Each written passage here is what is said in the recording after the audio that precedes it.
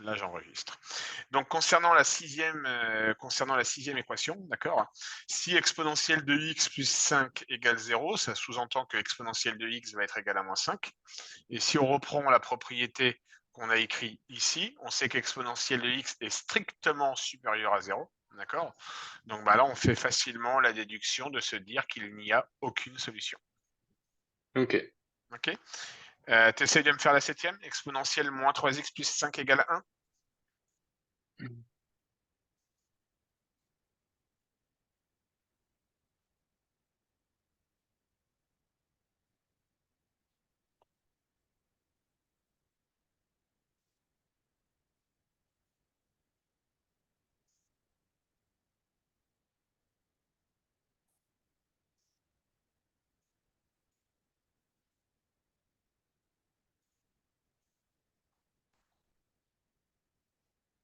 Deux. Qu'est-ce que tu as fait comme Non. méthode? Qu'est-ce que tu Non, as fait comme calcul? non, je me suis trompé. Ça fait... Oh, mon Dieu, En termes de stratégie, moins le deux. 1, alors moins 3, non, attends, non, non, non. Le 1, si je devais l'écrire sous la forme d'une exponentielle, je l'écrirais comment, Ghislain? C'est-à-dire? 1, le chiffre 1 ici, Oui. d'accord? Je vais chercher à l'écrire sous la forme exponentielle puissance quelque chose. 1 égale exponentielle de combien? Regarde bien ton écran. Regarde bien tout l'écran. Exponentielle de quoi? Exponentielle de combien égale 1? Exponentielle puissance zéro. Exponentielle de puissance 0 égale 1. Tout à fait. Donc ça veut dire que le 1, tu vas pouvoir le transformer en exponentielle de 0. Oui. Okay, et ça, normalement, tu dois savoir faire. D'ailleurs, que tu vas faire, tu vas t'occuper juste des exposants. Ok. D'accord? Et tu vas dire que moins 3x plus 5 doit être égal à 0. D'accord. Vas-y, je te laisse faire.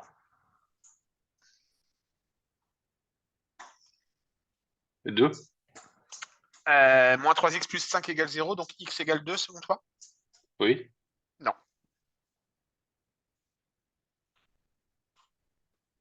Ah non. Merde. Ah non, c'est... Oh putain. Euh, Non, Non, merde, putain. non, pardon. Non, je viens de me rendre compte de ce que je viens de dire.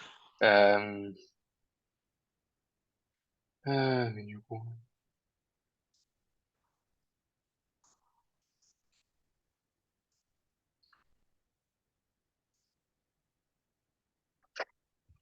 Allez, on y va.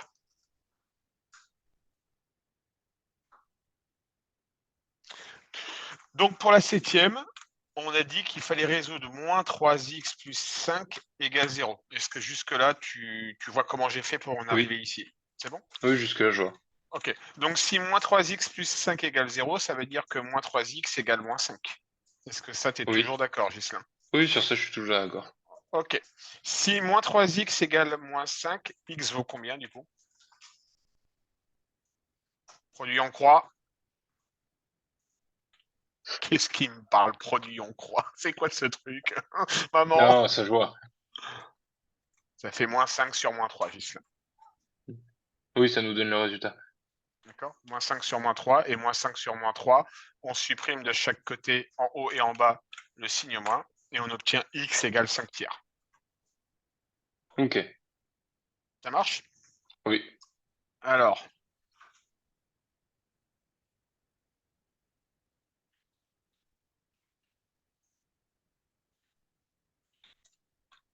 combien vaut x? Attends, Là, combien vaut? je vais faire plus simple. Je vais encore faire plus simple et on va y aller crescendo sur la difficulté. 5x égale 10, x vaut combien? Deux. Ça fait quoi comme calcul? 5 fois 2. 5x égale 15, x égale 3. 5x égale 14.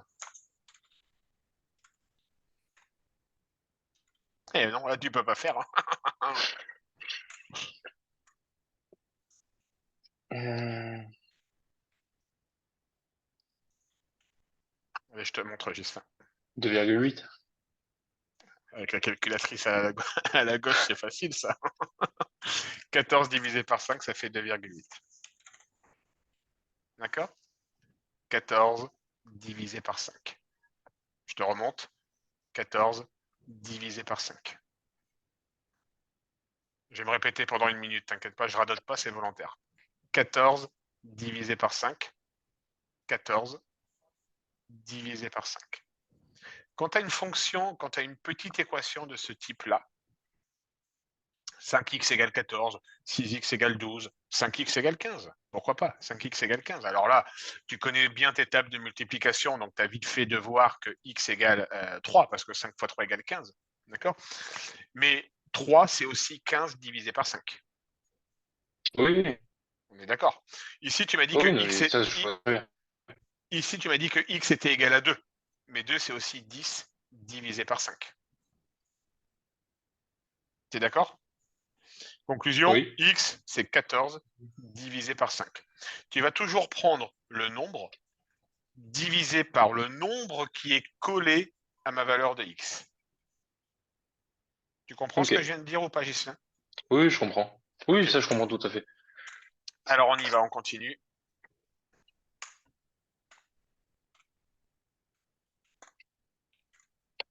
6x égale 13, x égale combien? Ben, x égale 13 divisé par 6. 7x égale 21, x égale 21 divisé par 7. 7x égale moins 20, x égale Moins 20 divisé par 7.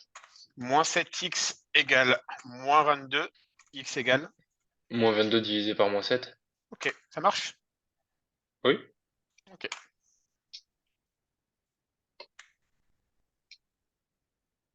Donc du coup, on revient un peu sur ce que je te disais. Moins 3x égale moins 5, donc x égale moins 5 divisé par moins 3. D'accord? On a un signe moins en haut, on a un signe moins en bas, on les supprime, ça fait donc 5 tiers. Ok? La règle des ok. signes, la règle des signes, tu la connais? Les moins Les par 4. moins, alors moins par moins, ça Moins fait par moins, ça combien? fait plus. Moins par Plus. plus. Ok? Moins par Moins. plus? Voilà, moins Non. par plus. Moins par plus, ça fait moins. Oui. Ok? Et plus par plus? Plus. Super.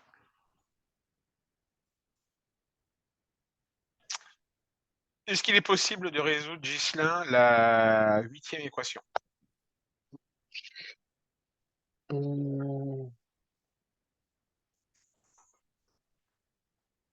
Alors, jusqu'à maintenant, on dit...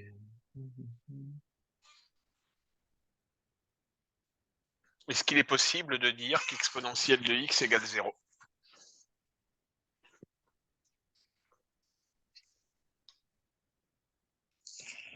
Oui. Non, non. Pourquoi?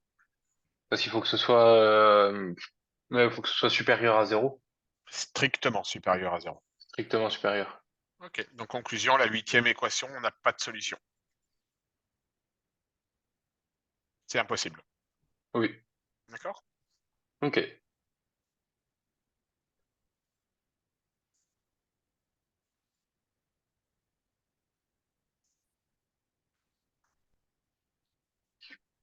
Ok.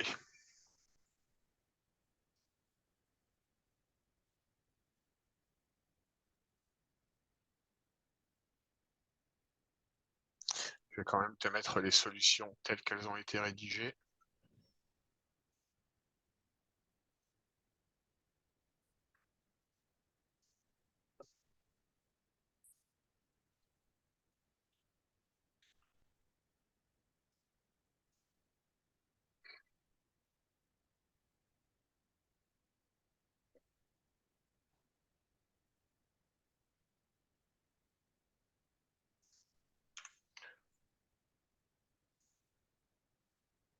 Hop là, donc là, tu as les solutions, Gislain. Ça marche?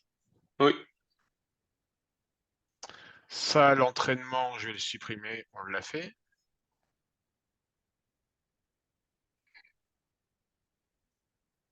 Donc là, on va commencer maintenant à rentrer dans le vif du sujet. Parce que jusqu'avant, c'était, je suis désolé de te le dire, c'était que du hors-d'œuvre. Ah oui, je sais. C'était que du hors-d'œuvre. Alors, où est-ce qu'il est? Où est-ce qu'il est? Où est-ce qu'il est? Il est là. On va se faire 4 études de variation. D'accord. Et là, on va rentrer typiquement dans ce qui va t'attendre au CCF. Déterminer les variations des fonctions suivantes dérivables sur l'ensemble des réels. Tu as 4 fonctions. OK. Je veux que tu me détermines les variations. Tu ne vas pas me faire les 4 d'un coup, on va y aller étape par étape. D'accord? D'accord. Est-ce que tu veux faire une pause comme ça fait 1 heure, Ghislain? Non, moi, c'est bon. C'est bon? Allez, je te laisse 6 minutes pour la première. Du coup, pour les variations, je vais faire le tableau, là. Exactement. Ou non? Ok. Ah oui, tout à fait. Ah oui. Donc là, pour le coup, tu rédiges bien, comme si tu étais au CCF. Une fois que tu as fait, tu prends photo et tu m'envoies. D'accord.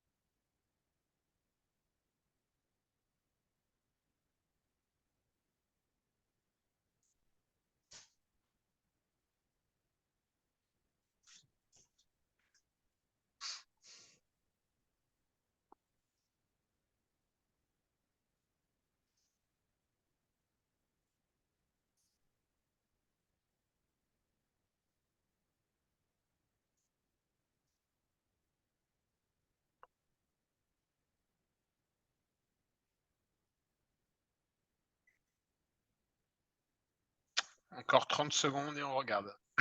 Ok. Euh,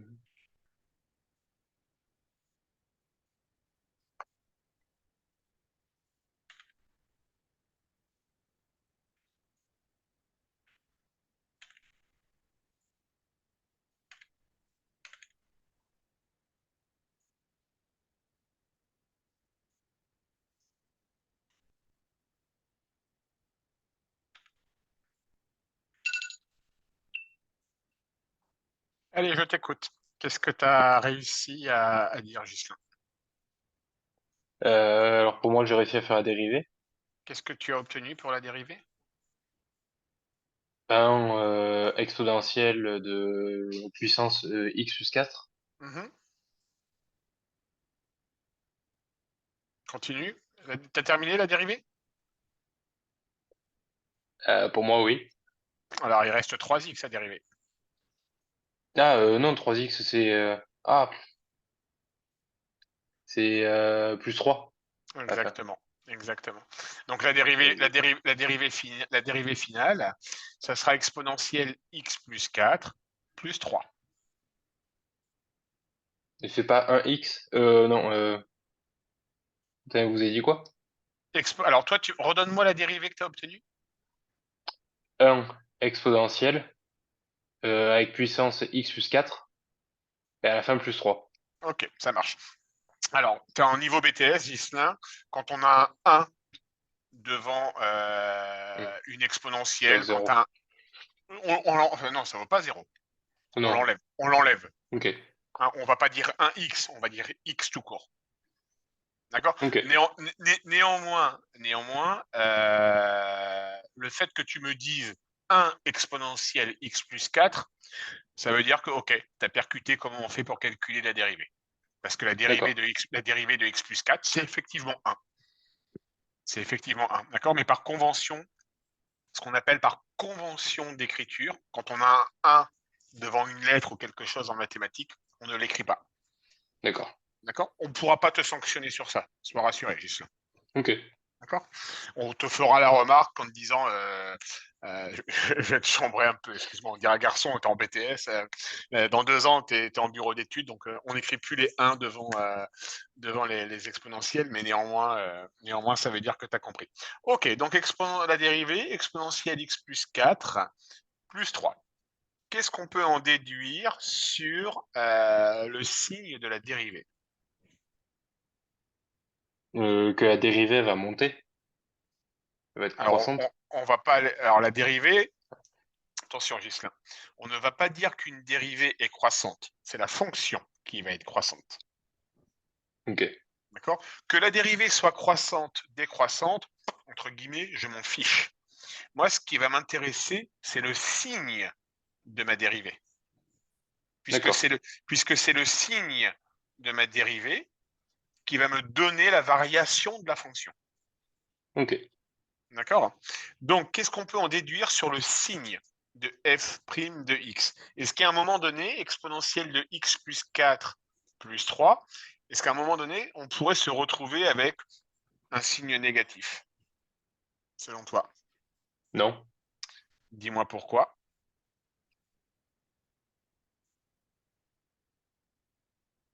parce que l'exponentiel il est positif. Enfin, que tous Super, les autres sont positifs. bravo, c'est exactement ça. C'est exactement Ok. ça. D'accord. Parce qu'effectivement, alors on va écrire ici, insertion. Zone de texte. Ok. Donc, on vient de se dire, oups, c'est pas beau ça. Ça va être plus sympa. Insertion. Une petite équation. Donc, on vient de dire que f' de x allait être égal à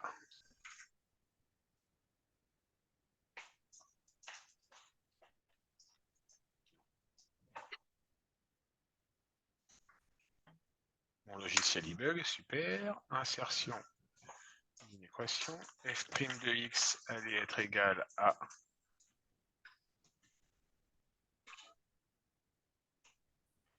exponentielle de x plus 4 plus 3. Voilà, donc ça, c'est ma dérivée pour la première. D'accord? Bah là, c'est simple, hein. On sait que ça sera toujours positif parce qu'on applique la propriété qu'on a notée ici, quel que soit x appartenant à l'ensemble des réels, on a une fonction exponentielle qui sera toujours supérieure à 0 et strictement supérieure à 0. D'accord? Ok. Donc, conclusion ici, je suis positif. Sur un positif, je rajoute 3 qui lui-même est positif. Il n'y a pas à chercher à comprendre. La dérivée, elle sera toujours positive. C'est bon pour toi, Gislain? Oui, c'est bon. Donc la dérivée sera toujours positive.